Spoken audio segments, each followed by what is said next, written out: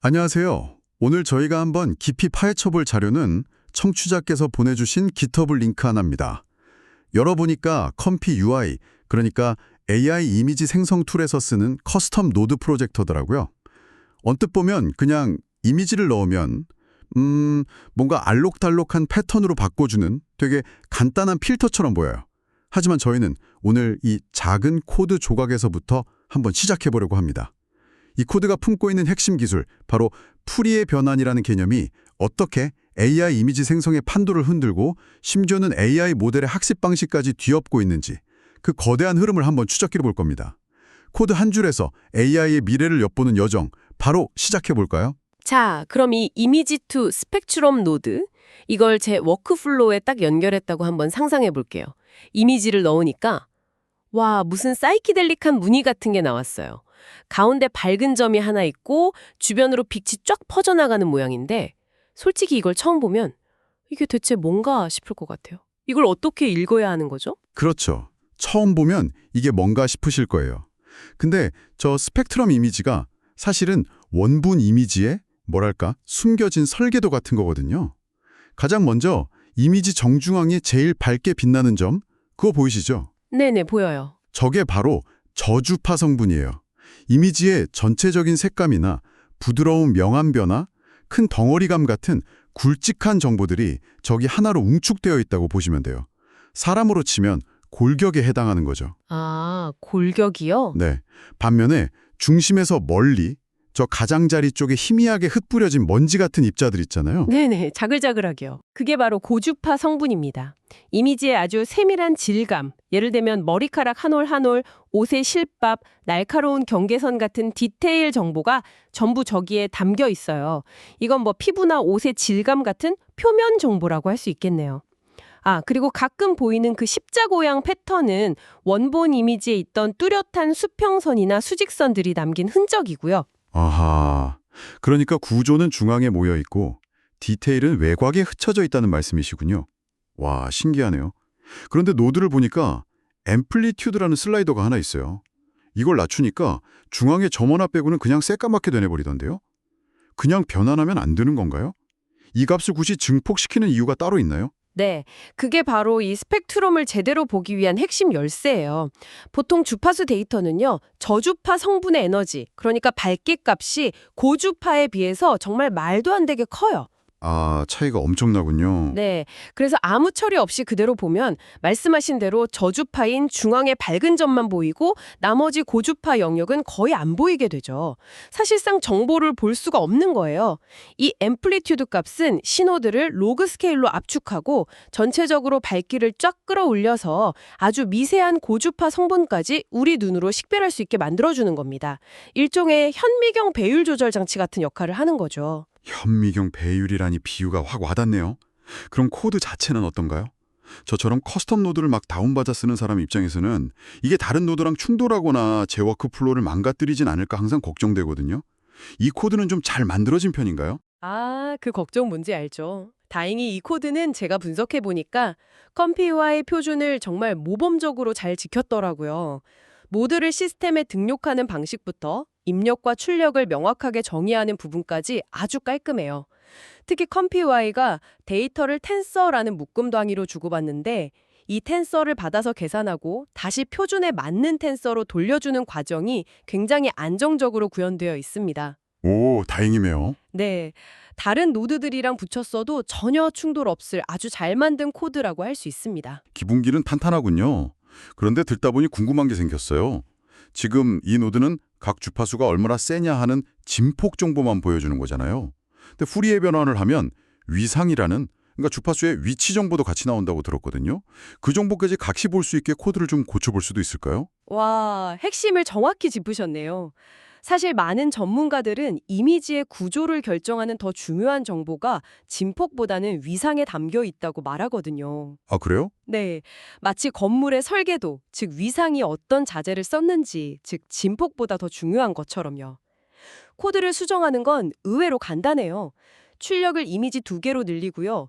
기존 진폭 계산에 쓰던 mp.abs 함수 옆에 위상 정보를 뽑아내는 mp.angle 함수를 추가하면 돼요.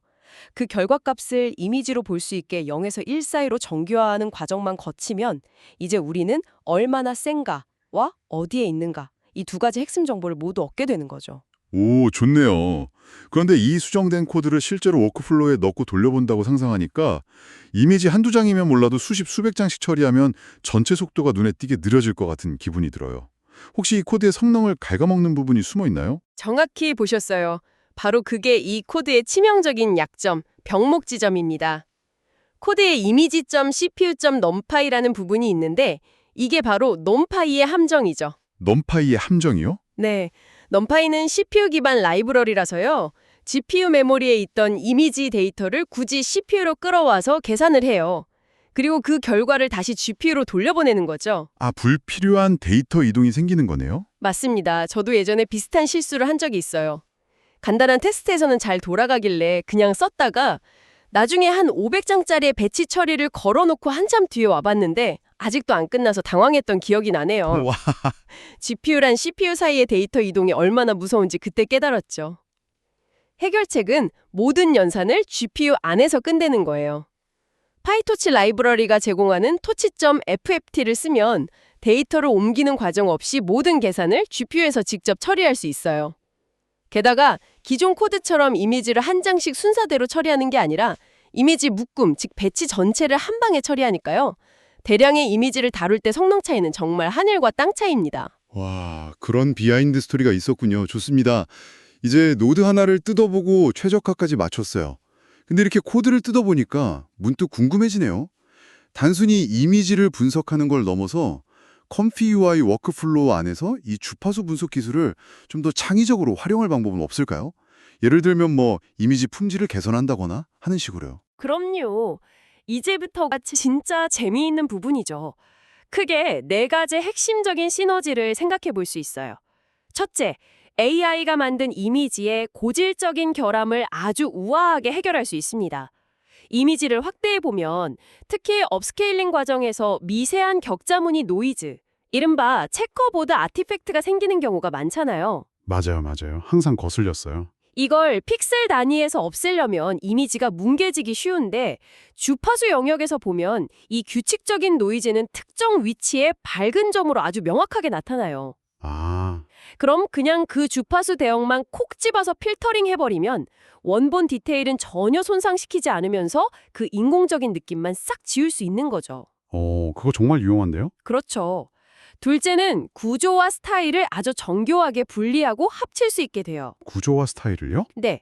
예를 들어 A라는 이미지에서는 전체적인 구도와 색감 같은 저주파 성분만 가져오고 B라는 이미지에서는 아주 세밀한 질감이나 화풍 같은 고주파 성분만 쏙 빼오는 거예요. 그리고 이 둘을 합쳐서 새로운 이미지를 만드는 거죠. 이건 포토샵에서 레이어를 섞는 것보다 훨씬 더 물리적으로 정확하고 자연스러운 스타일 합성이 가능해져요. 와, 셋째는 연산 효율성의 증대입니다. AI 모델 내부에서는 컨볼루션이라는 복잡한 연상이 계속 일어나는데 이게 주파수 영역으로 넘어가면 아주 단순한 곱셈으로 바뀌어요. 이건 특히 4K, 8K 같은 초고 해상도 이미지를 생성할 때 계산 비용을 획기적으로 줄여줄 수 있는 비장의 무기가 될 수 있습니다. 마지막으로 넷째, 영상 생성의 시간적 일관성을 확보할 수 있어요. AI로 영상을 만들 때 프레임이 바뀔 때마다 인물이나 배경이 미세하게 떨리는 깜빡임 현상, 그게 가장 큰 문제잖아요. 잠깐만요. 영상 안정화요. 그럼 AI로 만든 영상이 미세하게 떨리는 그 고질적인 문제를 이걸로 잡을 수 있다는 말씀이세요? 와, 그건 정말 판도를 받들 만한 이야기인데요. 네, 바로 그겁니다. 그 깜빡임 현상이 결국 프레임 간 주파수 정보가 일관되지 않고 널뛰기를 해서 발생하는 거거든요. 시간축을 따라서 각 프레임의 주파수 변화를 분석하고 그 변화 폭을 부드럽게 만들어주면 훨씬 안정적이고 자연스러운 영상을 만들 수 있게 되는 거죠. 와, 이건 정말 상상 이상이네요. 이 기술의 가능성이 정말 무궁무진하다는 게 느껴져요. 사실 이 링크를 보내주신 청취자께서 로라 같은 모델 경량화 기술에도 관심이 많으시거든요. 그런데 혹시 이 주파수라는 개념이 모델을 학습시키는 데에도 쓰이고 있다는 소문을 들었는데 사실인가요? 로라보다 수백 배 효율적이라는 푸리의 파인튜닝이라는 기술이 있다던데요? 네, 로라의 시대를 이을 차세대 기술로 정말 많은 주목을 받고 있어요. 원리는 놀랍도록 로라와 비슷하면서도 근본적으로는 달라요. 로라가 모델 가중치의 변화량을 두 개의 다른 행렬로 분해해서 학습했다면 프리의 파인튜닝은 그 가중치 변화량을 주파수 영역에서 정의합니다. 주파수 영역에서요? 네, 혹시 JPG 이미지 압축 원리 아시나요? 아, 대략은요. 중요한 정보만 남기고 나머지는 버리는 걸로? 똑같아요. 우리가 사진을 찍어서 JPG로 저장하면 파일은 원본의 모든 픽셀 정보를 다 저장하지 않거든요. 우리 눈에 중요한 전체적인 색감이나 형태 같은 저주파 정보는 잘 보존하고 눈에 잘 띄지도 않는 미세한 색 변화 같은 고주파 정보는 과감하게 버리면서 용량을 줄이는 거예요. 에너지 응집성이라고 부르는데 프리의 파인튜닝은 이 아이디어를 모델의 뇌 자체에 적용한 겁니다. 모델의 뇌에다가요? 네, 모델 가중치를 업데이트할 때 수백만 개를 다 건드릴 필요 없이 그 변화를 대표하는 극소수의 핵심 주파수 개수만 학습해도 충분하다는 거죠. 모델의 뇌를 JPG처럼 압축한다니 정말 기발하네요. 그럼 로라랑 비교하면 얼마나 차이가 나는 거예요? 예를 들어서 보통 쓰는 로라 파일이 한 144메가 정도 하잖아요. 그럼 이 프리의 파인튜닝 파일은 용량이 어느 정도 되나요? 학습해야 할 파라미터 수가 로라의 100분의 1, 심지어 그 이하로 줄어들어요. 100분의 1이요? 네, 로라가 전체 모델 파라미터의 한 0.1% 정도를 학습한다면 프리의 파인튜닝은 0.001%만 학습하는 셈이죠. 그래서 말씀하신 144메가짜리 로라 파일이 프리의 파인튜닝 방식으로는 수백 킬로바이트에서 많아도 몇 메가바이트 수준으로 작아져요. 와, 학습할 변수가 거의 없으니까 당연히 학습 속도는 비교도 안 되게 빨라지고 VRAM 사용량도 극적으로 줄어들고요. 이건 정말 혁명이네요. 이미지 분석에서 시작해서 모델 튜닝까지 왔어요. 그럼 여기서 한 걸음만 더 나아가 보죠. 이건 그냥 제 상상인데요. 아예 AI 모델 자체가 처음부터 끝까지 주파수 영역에서 작동하고 생각하게 만들 수도 있을까요? 바로 그게 프리의 디퓨전 모델의 개념입니다. 상상이 아니라 이미 현실이 되고 있는 기술이죠. 아, 벌써요? 네. 기존 디퓨전 모델이 픽셀의 위치를 보고 주변 픽셀과의 관계를 파악해서 노이즈를 제거했다면 프리의 디퓨전 모델은 이미지 전체의 주파수 성분을 보고 노이즈를 제거해요. 이건 이미지를 생성하는 추론 관점에서 엄청난 이점을 가져요. 어떤 이점이죠? 우선 속도가 압도적이에요. 기존 모델이 50단계, 100단계를 거쳐야 만들던 이미지를 단 한두 단계 만에 거의 비슷한 품질로 생성할 수 있어요. 한두 단계만 해요. 네, 노이즈에서 최종 이미지까지의 전체 경로를 주파수 영역에서 한 번에 예측해버리거든요. 또 하나는 디테일 복원력이 정말 뛰어나요. 저해상도 이미지에서 없어진 고주파 성분, 즉 디테일을 아주 정교하게 되살려내요. 기존의 어떤 업스케일러보다 훨씬 더 자연스럽고 선명한 결과물을 만들어낼 수 있죠. 그렇다면 이런 차세대 모델들을 지금 우리가 쓰는 컴퓨 UI 같은 도구에서 어떻게 활용해 볼 수 있을까요? 프리의 로더 같은 전용 노드가 필요하게 될까요? 그리고 아까 AI를 신디사이저처럼 다룰 수 있게 된다고 하셨는데 그건 구체적으로 어떤 느낌일까요? 이미 여러 시도가 나오고 있어요. 예를 들어서 이미지 생성 과정에서 저주파, 그러니까 구조의 영향력은 70%로 하고 고주파, 질감의 영향력은 120%로 증폭시켜줘.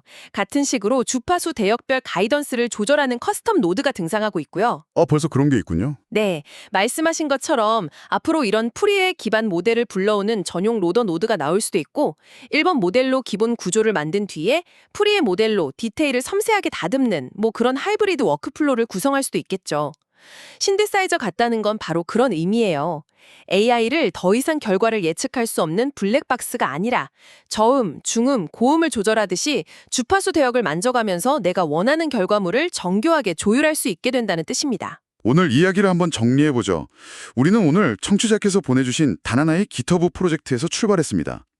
이미지를 주파수로 분해하는 이 작은 아이디어가 AI 이미지의 고질적인 문제를 해결하고 모델 학습을 수백 배나 효율적으로 만들고 심지어는 AI의 작동 방식 그 자체를 픽셀의 세계에서 주파수의 세계로 바꾸는 거대한 혁신으로 이어지는 과정을 함께 따라와 봤습니다. 마지막으로 여기서 한 걸음 더 나아가는 질문을 하나 던져보면서 마무리할까 해요. 우리는 오늘 이미지의 주파수 그리고 모델 가중치의 주파수를 분석해서 새로운 가능성을 봤잖아요. 그렇다면 우리가 AI를 조종하기 위해 사용하는 프롬프트, 즉 텍스트의 주파수 패턴을 분석한다면 어떨까요? 아, 텍스트의 주파수요? 네, 거기서는 또 무엇을 발견할 수 있을까요? 텍스트에도 분명히 문장의 구조를 만드는 저주파와 묘사의 디테일을 만드는 고주파가 존재할 거예요. 어쩌면 더 효율적인 프롬프트 작성법이나 언어 모델을 최적화하는 새로운 열쇠가 바로 그 안에 숨어 있을지도 모르겠습니다.